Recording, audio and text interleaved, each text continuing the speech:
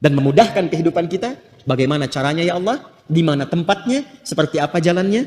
Itu yang kita akan bahas setelah menunaikan salat Isya dan korelasinya tersambung ke ayat 22. Assalamualaikum warahmatullahi wabarakatuh. Bismillahirrahmanirrahim. Telah kita uraikan menjelang Isya tadi bahwa ketika Allah memerintahkan kita untuk beribadah, sejatinya bukan ingin memberikan beban kepada kita dalam berkehidupan di muka bumi ini, tapi lebih memberikan jembatan untuk membangun konektivitas yang kuat dengan Allah, sehingga dengan itu mampu mengentaskan semua problem kehidupan yang mungkin kita hadapi. Karena itulah ketika kita berkehidupan, maka diberikan petunjuk oleh Allah Subhanahu wa Ta'ala dengan keterangan yang jelas bahwa dalam hidup itu mungkin ada persoalan-persoalan sebagai bagian dari ujian hidup yang didesain untuk meningkatkan kualitas kehidupan. Bentuknya detail sekali. Kalau di rumah tangga mungkin akan begini. Saat menuntut ilmu barangkali akan seperti ini. Di masyarakat dengan status sosial yang berbeda akan didapati seperti ini. Cara menyelesaikan itu semua, membangun solusinya, maka jembatannya ditampilkan oleh Allah dalam bentuk ibadah. Karena itulah ketika, bahkan jangankan manusia, ketika jin pun diperintahkan untuk ibadah, sejatinya memberikan solusi dalam berkehidupan. Maka turunlah Quran surah ke-51, Adz-Dzariyat, di ayat ke-56, yang memberikan spesifik penekanan ketika Allah mengatakan, وَمَا خَلَقْتُ الْجِنَّ وَالْإِنسَ إِلَّا لِيَعْبُدُونَ. Tidaklah aku ciptakan jin dan manusia itu kecuali untuk menjadikan seluruh aktivitasnya itu untuk beribadah kepadaku, kata Allah. Kalau Anda bertanya, kenapa? Maka dijawab di Al-Fatihah itu yang kita mohonkan setiap hari. Iyyaka na'budu wa iyyaka nasta'in. Karena ketika engkau mengatakan, ya Allah, kami membangun konektivitas denganmu lewat ibadah ini, maka kami punya persoalan, kami mohon solusinya. Maka dijawab oleh Allah di hadis qudsi, hadza baini wa baina 'abdi wa li 'abdi ma sa'al. Ini perjanjian, komitmen antara aku dengan hambaku. Bila hambaku memenuhinya dengan baik, maka apapun yang dia minta. Tolong garis bawah ini. Apapun yang dia minta saat ini, aku kabulkan. Di hadis qudsi yang lain, Allah menyampaikan, qala Rasulullah sallallahu alaihi wasallam, qala Allah azza wa jalla, ibadi khalaqtuka lil ibadati fala tal'ab wa qasamtu laka rizqaka fala tat'ab.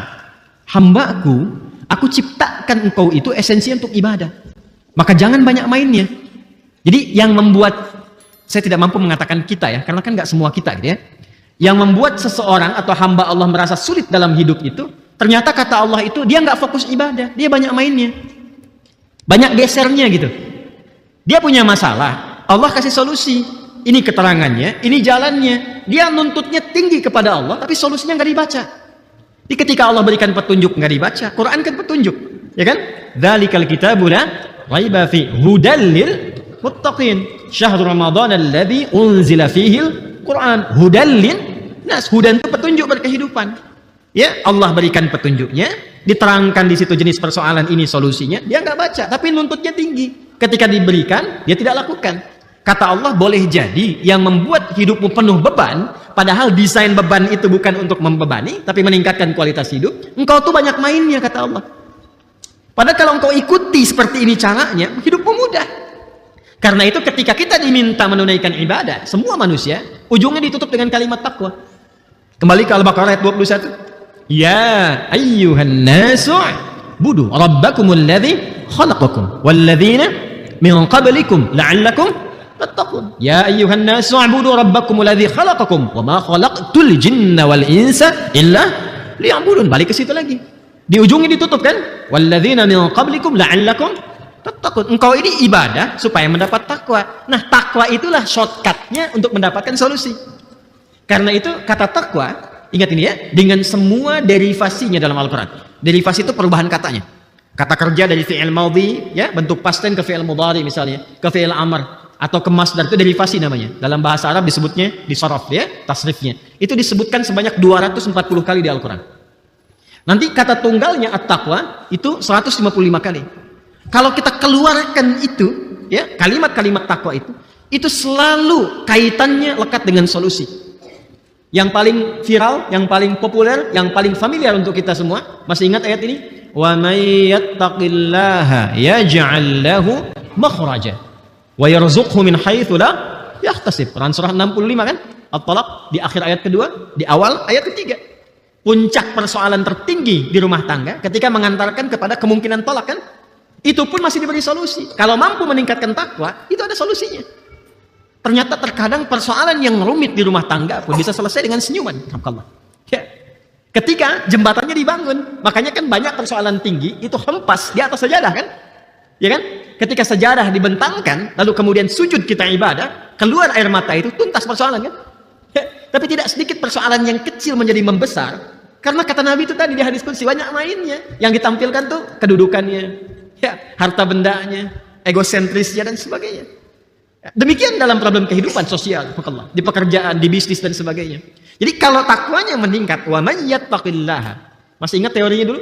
Kalau ada kata man, ya, man nanti masuk dalam isim mausul, itu artinya ayat itu ditujukan untuk setiap personal hamba. Maka cara memahaminya, ini ayat untuk saya. Hei Adi Hidayat, gitu cara memahami ya. Anda silahkan siapapun namanya, ya. Hei Adi Hidayat, kalau takwamu engkau tingkatkan, aku berikan solusi.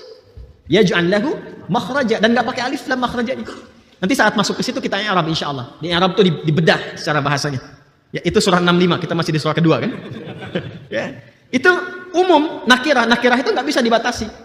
Ya artinya di semua aspek persoalan kehidupan, kalau kita tingkatkan takwa, itu diselesaikan oleh Allah, dimudahkan. Wa yarzuqhu min haitsu la yahtasib. Bahkan segala jenis rizki. Rizki itu kan bukan hanya uang, pakaian, tidak. Keturunan, ketenangan, kenyamanan itu bentuk rizki. Itu bentuk rizki. Itu diberikan oleh Allah kemudahan bahkan dari sisi yang tidak kita duga. Ya, ilmu sering saya katakan kan? Al-Baqarah di akhir ayat 282. Wattaqullaha wa yu'allimukumullah. Engkau tingkatkan takwamu kepada Allah, Allah tambahkan pengetahuan. Itu janji Allah. Karena itu orang dulu enggak pernah mereka belajar sebelum mereka meningkatkan sholat. Kan selalu saya pesankan dua hal kan? Ya, adik-adik ini ya, kalau mau belajar diberikan oleh Allah tambahan pengetahuan, cepat memahami sesuatu, jaga dua hal. Salat, Quran. Ingat itu ya, salat, Quran. Orang dulu semua begitu. Jadi mereka tingkatkan salatnya dari kecil itu, salat jaga, terutama latihan subuh dulu tuh. Ya, salat subuh latihan dulu karena banyak berkahnya. Itu yang paling banyak disaksikan, termasuk semua malaikat menyaksikan. Malaikat malam dan siang itu semua tugasnya itu dikerjakan malam dan siang yang sif-sifan untuk subuh mereka semua menyertai. Itu yang dimaksud di Quran surah ke-17 Al-Isra di ayat ke-78. Ya aqimis salata liduluki syamsi ila ghasaqil laili wa qur'anal fajr. Inna qur'anal fajri kana mashhuda. Ya. Jadi kata Nabi SAW, sungguh inna malaikatal laili wa malaikatal nahari, malaikat yang bertugas di malam dan di siang itu menyaksikan semua bacaan-bacaan yang dilakukan di waktu subuh. Karena itu orang dulu itu sebelum subuh udah siap-siap. Makanya saking berharganya waktu subuh itu, karena dimulai pergerakan berkehidupan, termasuk oksigen juga bertebaran, ya kan? Karbon dioksida diserap, ya oksigen keluar kan? Makanya ayatnya di Quran surah At-Takwir itu, ayat 18, ya was-subhi idza tanaffas. Kalau subuh itu tiba, tanafas. Maka peredaran kehidupan itu dimulai, nafasnya dimulai, matahari mulai muncul, ya. Bunga-bunga pun sejuk, nyaman, oksigen banyak keluar. Makanya mahal subuh itu. Disiapkan, mereka tunggu sebelum subuh udah bangun. Nah, itu waktu yang paling ideal tuh, 1 jam menjelang subuh itu, jernih, cara berpikir tenang. Ya, kembali ke Quran surah Al-Muzammil itu di ayat yang ke-6, inna nasyi'atal laili hiya ashaddu wata'an wa aqwamu qila. Kalau Anda bisa bangun tuh di antara sekian malam, khususnya yang mendekati kepada subuh, sepertiga malam terakhir, itu sentuhannya ke jiwa menjadi kuat dan keingatan itu dahsyat. Kalau pengen lihat risetnya orang barat ya tentang bagaimana bangun menjelang subuh itu, ya di sepertiga malam, silahkan cek risetnya itu. Suasana yang paling menenangkan, meneduhkan, membuat konstruksi berpikir itu sehat dan cepat memahami sesuatu, itu waktunya. Dan kita punya ayatnya. Dipraktikkan nggak gitu? Ini ternyata diminta tahajud itu bukan hanya diminta bangun malam supaya pintar, ya kan? Supaya emosi stabil, supaya tenang, supaya terkoneksi tinggi dengan Allah. Puncaknya apa? Ini, supaya dapat solusi. Pengetahuan bertambah. Ingin bahagia? Al-Baqarah di akhir ayat 189. Wattaqullaha la'allakum tuflihun. Tingkatkan takwamu kepada Allah, engkau akan cenderung bahagia. Karena itu di Al-Baqarah di ayat 21 ujungnya ditutup dengan kalimat takwa, la'allakum tattaqun. Ya ayyuhan nasu ubudu rabbakumul ladzi khalaqakum walladzina min qablikum. Tafsir ini nyambung ke yang sebelumnya yang dengan ke Az-Zariyat ayat 56. Wa ma khalaqtul jinna wal insa illa liya'budun. Bahkan jin, jangankan manusia, bahkan jin. Kemudian di ujung ditutup la'allakum tattaqun, supaya kalian mampu meningkatkan takwa. Dan kenapa ya Allah mesti meningkat takwa? Dijawab, supaya hidupmu mudah. Jelas? Nah, lalu yang paling menarik sekarang kita bertanya, ya Allah, di mana kami beribadah itu? Seperti apa perangkatnya? Bagaimana menunaikannya? Bagaimana caranya? Maka sebelum kita bertanya itu semua, sempurna semua keterangan yang menjadi jawaban untuk kita dari Allah Subhanahu wa taala. Bahkan sebelum engkau aku ciptakan, kata Allah, aku sudah siapkan tempatnya untuk engkau beribadah itu. Masuklah ke ayat yang ke-22. Allazi ja'ala lakumul arda firasya. Bapak Ibu sekalian, itu yang saya terangkan dari ba'da maghrib sampai sini itu cuma satu huruf, allazi. Saya terangkan itu aja tuh tadi tuh. Itu diwakili oleh satu kalimat aja di Quran. Alladzi. Itu maknanya. Yuk kita bedah dari kebahasaannya. Ada di sini yang belajar bahasa Arab? Ada ya? Dari kampus ada ya? Saya ada lihat juga mahasiswa Madinah ikut ngaji itu tadi yang jurusan bahasa. Ada ketemu murid kita. Ya. Itu insya Allah ada di tingkat agak tingginya. Ada yang alfiyah kan ya? Ada yang jurumiyah kan? Ya kan? Al-kalamu wal lafdzul murakkabul mufidu bil wad'i wa aqsamuhu thalathatun ismu wa fi'lun wa harfun. Amma ismu wa kalimatun dalat ala ma'nan fi nafsi wa lam tuqaran bi zamanin wad'an. Kan? Itu yang jurumiyah ya. Kalau sudah masuk ke alfiyah, kalamuna lafdzun mufidun kastaqim wasmun wa fi'lun thumma harfunil kalim. Lompat ke nomor 88. Mausulul asma'il ladzil untha allati. Ingat? Ingat enggak? Jangan setara dengan Allah, turunkan di sini. Mausulul asma. Ya, kita bedah bahasanya. Ngajinya agak sabar ya. Di semua disiplin ilmunya yang bisa kita sampaikan, kita uraikan. Mausulul asma alladhi al-untha allati. Kemudian faliya, hamzahnya dibuang. Idza ma thuniya la tuthbiti. Nah, nanti kalau bisa menghafal bait ini, insya Allah paham gramatikal bahasa Arab, nahu dan sharaf. Bisa pandai itu, ya, bisa pandai. Jumlahnya 1002 bait. Jumlahnya 1002 bait. Nah, saya S2 itu tesisnya tentang syarah Ibnu Aqil, manhaj Ibnu Aqil, ya, fi syarah Alfiyah Ibnu Malik. Tentang ini. Mausulul asma'il ladzi al-untha allati. Isim mausul itu, kalau mau kita i'rab, ini mubtada ya, mudhaf ilaih, ini mubtada tsani, khabarnya mahdhuf, takdiruhu minhu. Isim mausul itu isim, ingat ya, al-asma itu jamak dari kata isim. Isim berarti kata benda. Gitu ya? Isim berarti apa? Kata benda. Perhatikan baik-baik. Mausulul asma, isim mausul itu, ragam isim mausul itu. Kenapa penting saya bulati isim? Karena nanti mausul itu ada dua. Ada yang huruf, ada yang isim. Ini pokoknya dengar aja dulu ya. Saya memahami barangkali ada beberapa yang belum akrab, tapi dengar aja dulu. Insya Allah nanti satu saat kalau bukan Anda anaknya, insya Allah ya. Baik. Nggak cukup dengan amin, siapin dari sekarang ya. Doa. Jadi mausul itu nanti ada dua jenis. Ya. Mausul itu bahasa kitanya konjungsi yang menyambungkan sesuatu. Kata sambung lah. Ya. Paling gampangnya konjungsi kata sambung. Ya.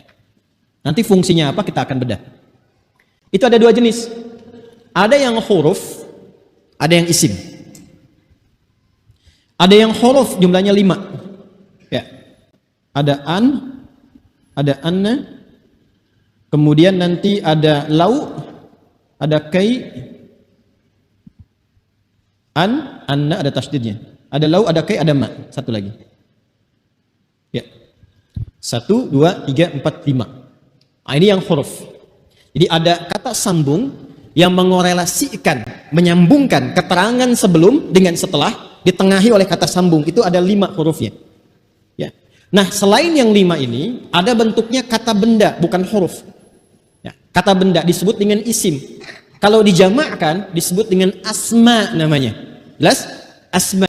Nanti ada yang khusus misalnya, kalau digenderkan untuk laki-laki, ya, atau yang sifatnya netral, yang tidak bercabang. Ada yang sifatnya untuk perempuan, atau yang sifatnya bercabang. Karena itu nanti kita temukan misalnya, alladzi, pernah dengar? Allati, pernah dengar? Alladzina, pernah dengar? Allati, pernah dengar? Allawati, pernah dengar? Nah, itu yang termasuk dengan isim namanya. Kata-kata benda yang fungsinya menjadi konjungsi, menyambungkan satu keterangan dengan keterangan yang lainnya. Bentuk pertama kata benda yang berfungsi untuk menyambungkan adalah alladzi, mausulul asma'il ladzi, al-untha allati. Ada alladzi untuk mudzakkar, ada allati untuk mutsanna. Saya simpan yang ini, saya terangkan yang ini. Karena di Al-Quran kan yang tadi kita dapatkan ayat 22, alladzi kan, alladzi ja'ala lakumul arda firasya.